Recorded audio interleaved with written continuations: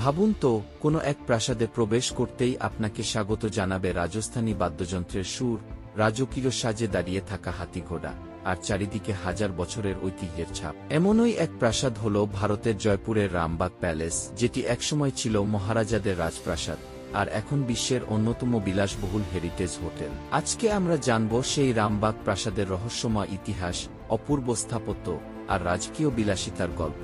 রামবাগ প্রাসাদের সূচনা 1835 সালে। তখন এটি ছিল খুবই ছোট্ট একটি বাগান বাড়ি।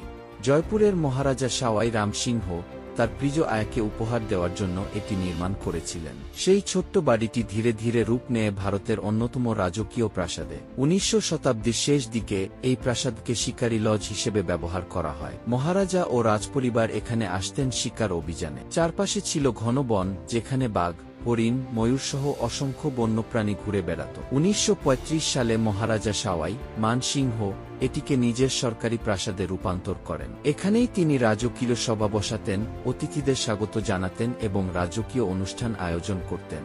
তখন থেকেই এর নাম হয় রামবাগ প্রাসাদ। রামবাগ প্রাসাদের নকশা করেছিলেন বিখ্যাত স্থপতি স্যার স্যামুয়েল সুইনটন।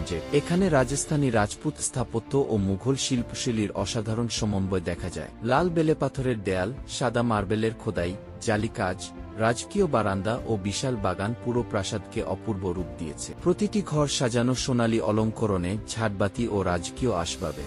1957 সালে রাজপরিবার রামবাগ প্রাসাদকে হোটেলে রূপান্তর করেন। বর্তমানে এটি পরিচালনা করছেন তাজ হোটেলস। এটি বিশ্বের অন্যতম ব্যয়বহুল ও বিখ্যাত হেরিটেজ হোটেল। এখানে আছে 47 একর জমি জুড়ে বাগান, বিলাসবহুল সুইট, রাজকীয় হলরুম, স্পা ও সুইমিং পুল। আজও অতিথিদের স্বাগত জানানো হয় রাজস্থানী সঙ্গীত, নৃত্য আর ঐতিহ্যবাহী অতিথেয়জ তার মাধ্যমে। কিছু বিশেষ অনুষ্ঠানে হাতি ও উটের শোভাযাত্রা হয় এখানে।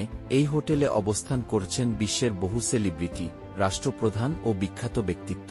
কারণ এখানে ইতিহাস আর আধুনিক বিলাসিতার পাশাপাশি একদিকে আপনি রাজস্থানের ঐতিহ্য ছোঁয়া পাবেন, অন্যদিকে 5 তারকা হোটেলের সব সুবিধা। তাই এই মহলকে বলা হয় জয়পুরের গহনা। একটি ছোট্ট বাগান বাড়ি থেকে শুরু করে বিশ্বের অন্যতম রাজকীয় প্রাসাদে পরিণত হওয়ার গল্পই হল রামবাগ প্রাসাদের ইতিহাস।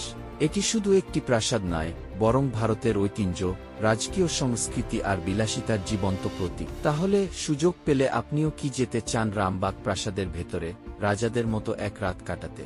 কমেন্টে জানিয়ে দিন। ভিডিওটি ভালো লাগলে লাইক, কমেন্ট ও শেয়ার করুন। পৃথিবীর অজানা সব তথ্য জানতে চাইলে চ্যানেলটি সাবস্ক্রাইব করুন।